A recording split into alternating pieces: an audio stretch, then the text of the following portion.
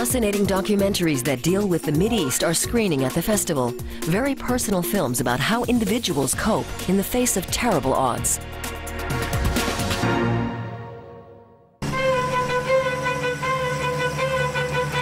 Making films in the Middle East for me is giving an inside view about the region.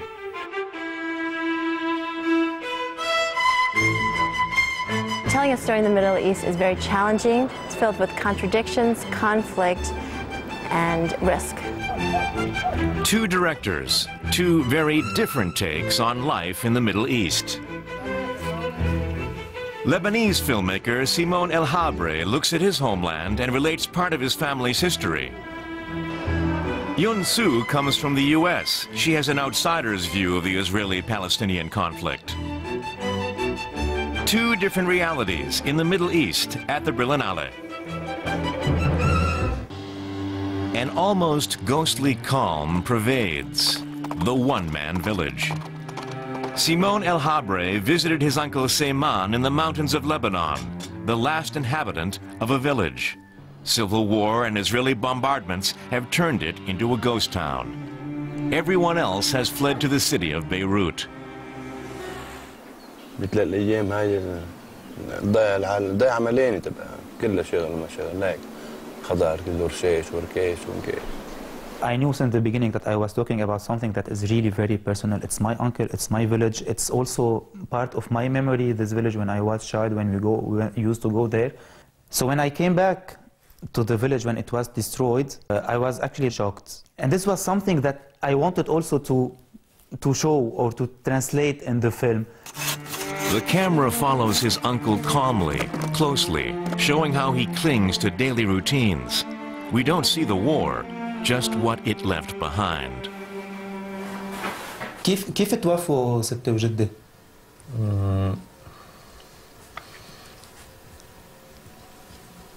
قطع شوي. كات. ما فيناش نحكي يعني.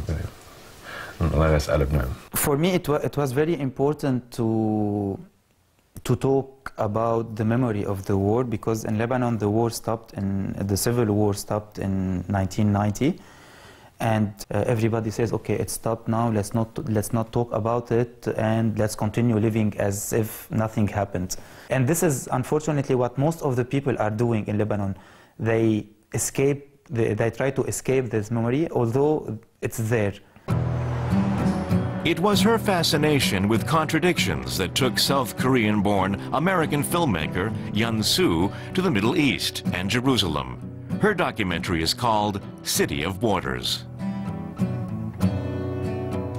There is a border between East and West, between Jews and Palestinians, between secular and ultra-Orthodox, between straight and gay.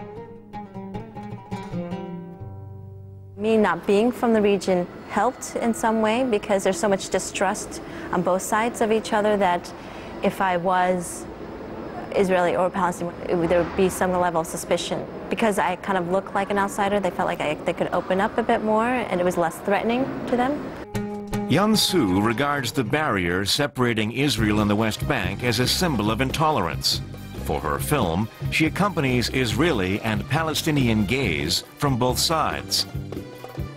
At night, they try to get over the barrier illegally. During the day, they try to find an open checkpoint. Every day they're making it hard.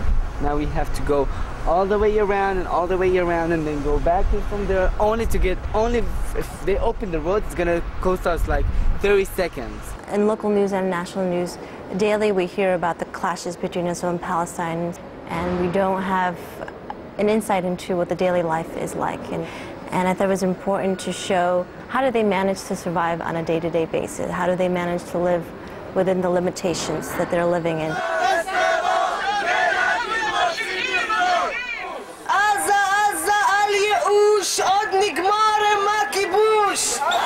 They want self-determination, both personal and political. City of Borders is about the struggles of gay communities and the rejection that confronts them. Islam, Judaism, Christianity, and usually the religious sectors are at war with each other because they're all fighting to see who owns Jerusalem. But in this case, the religious leaders in Jerusalem united in their collective hate towards the gay community. Troubled lives in the Middle East feature in these films by Yun Su and Simone El-Habre. Different stories linked by their makers' unconditional approach. 2 outstanding documentary films at this year's Berlin Film Festival.